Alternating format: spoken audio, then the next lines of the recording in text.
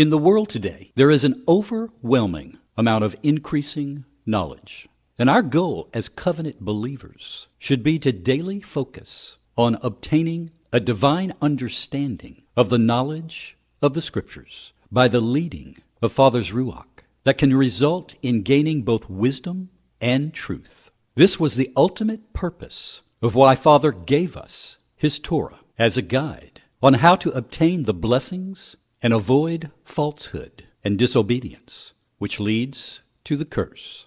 It has been said that Hebrew is the only language on earth that was once dead and nearly forgotten for hundreds of years and was resurrected during the 19th and 20th century in parts of Europe and Israel. And this was actually prophesied in Zephaniah 3, verse 9. And I believe not only have we been living in those prophetic days in our generation, but the prophecy may well have been speaking of biblical Paleo-Hebrew, because that was the language in Zephaniah's day. And what I'm going to share with you concerning the primary difference between biblical Paleo-Hebrew and modern Hebrew is very significant and far surpasses the difference in the shape of letters and how letters are pronounced. And yet, we cannot ignore that there has been an ongoing debate over whether today's modern Hebrew is a direct continuation of biblical Hebrew, or is something closer to a combination of various Yiddish and other dialects mixed together, creating a hybrid language that is more Slavic than Semitic. And whether or not Moses could comprehend the linguistics of modern Hebrew is up for debate. But now, I'm not going to condemn modern Hebrew, for it absolutely has its place in society today, and its resurrection is definitely miraculous. But where it differs from biblical Hebrew is of profound significance, and something everyone who desires to learn biblical or modern Hebrew should be made aware of, and that is this. Since its resurrection, one major difference between biblical and modern Hebrew seems to be clearly how Hebrew words were originally created during biblical times and how they are created today. For it seems modern Hebrew has moved away from its spiritual roots in this regard.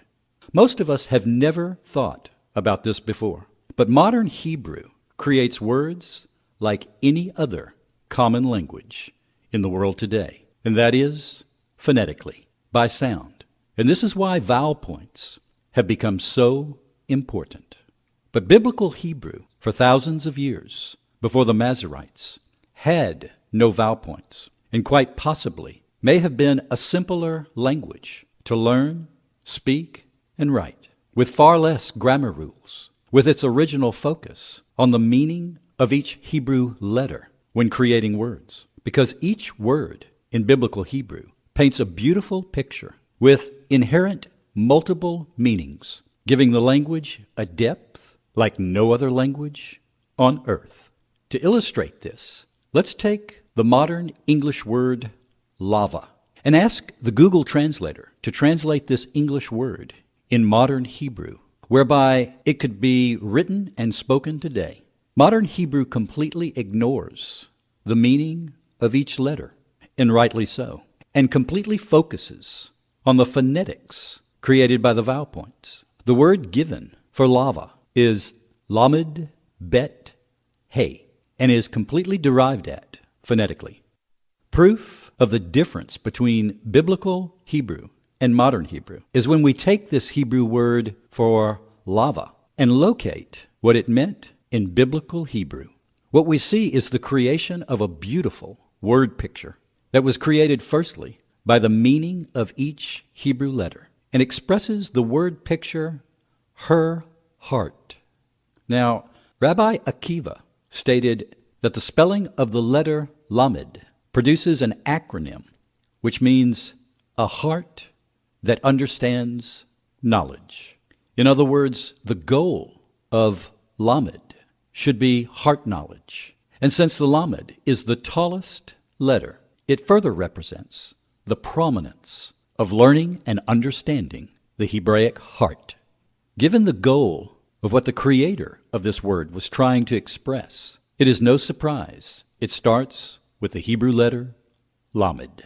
The predominant meaning of the Hebrew letter Bet means in, as inside.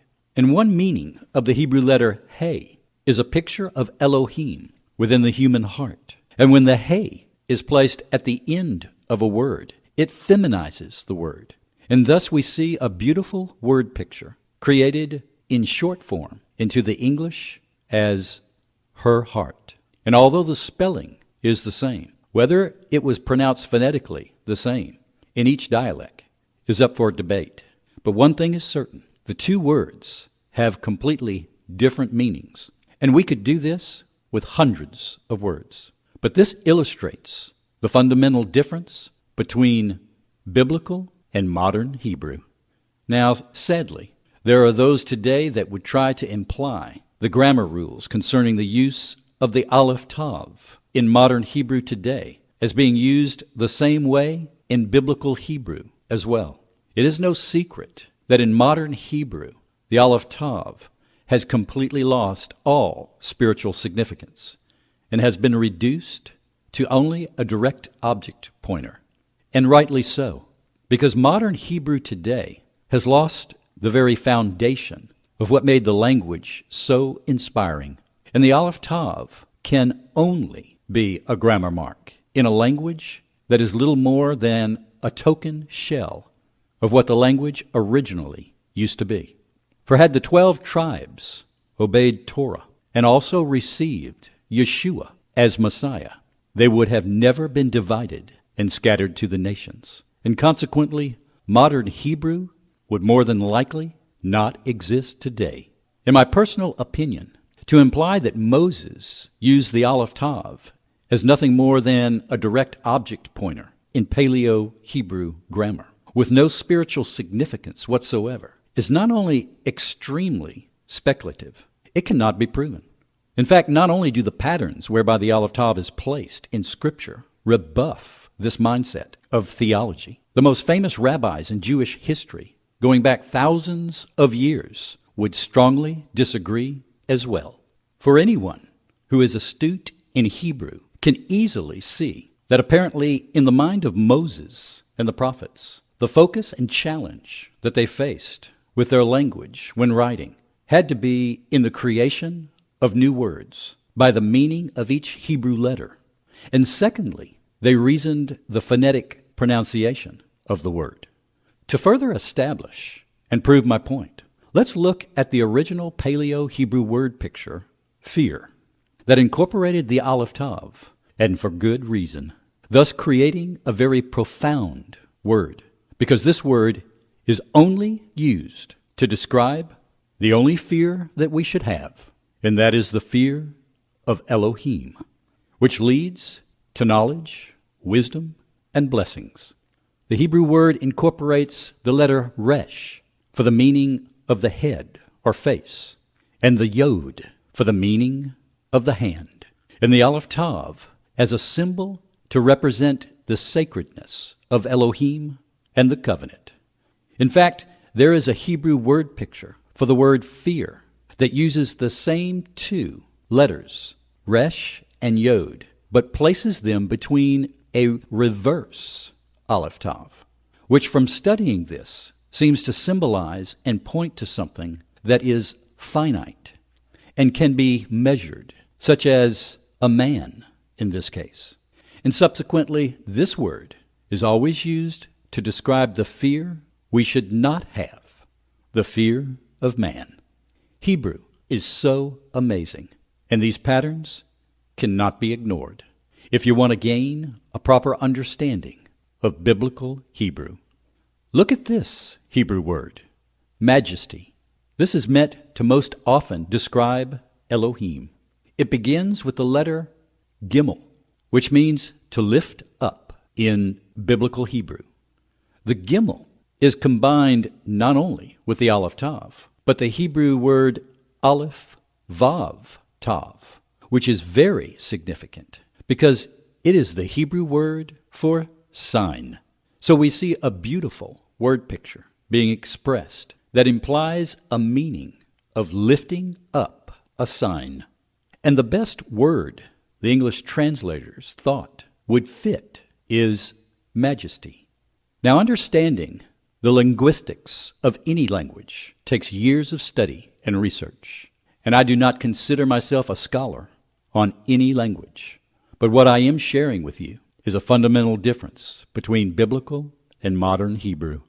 The fact is, there has never been a language like biblical Paleo-Hebrew, and it was set apart and ordained from the foundation of the world to be the only living and divine language on earth. Now, the larger a Hebrew word is, the more we find smaller root words that are incorporated, which enhances the meaning being expressed.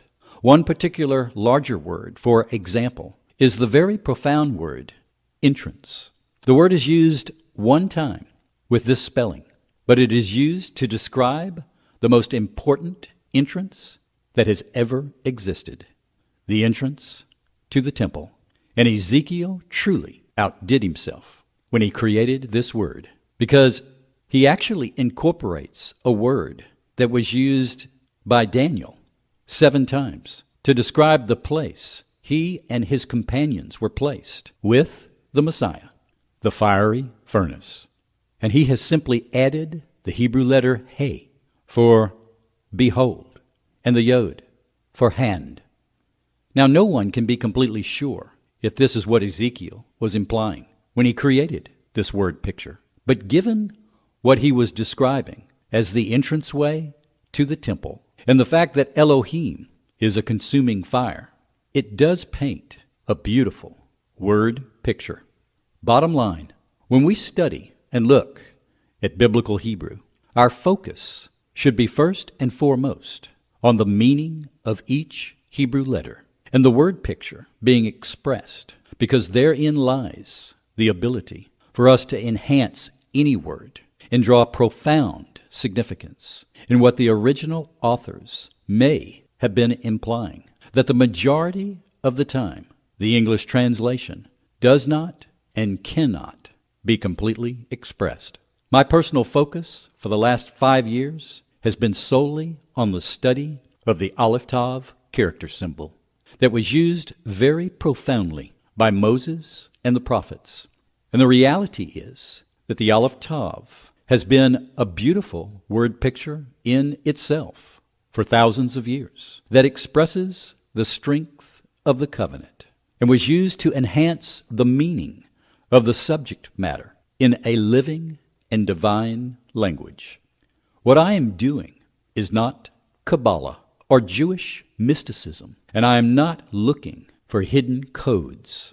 I am exposing irrefutable patterns whereby the Aleph Tav was originally placed in Scripture, and the evidence to what the facts reveal proves its spiritual significance. I believe with all my heart that Father wants to reveal to his covenant children the profound truth and significance of this character symbol to levels we have only just begun to understand, because it has the ability to both change and correct our perspective of his living word. The second edition of the Messianic Aleph Tav Scriptures not only reveals all the freestanding Aleph Tavs, it also reveals hundreds of words that incorporate the Aleph Tav, that corporately are used thousands of times, and for good reason, because the Aleph Tav truly is the Holy Grail of the Scriptures. I'm Bill Sanford, trying to put the Aleph Tav in proper perspective in our day. Shalom.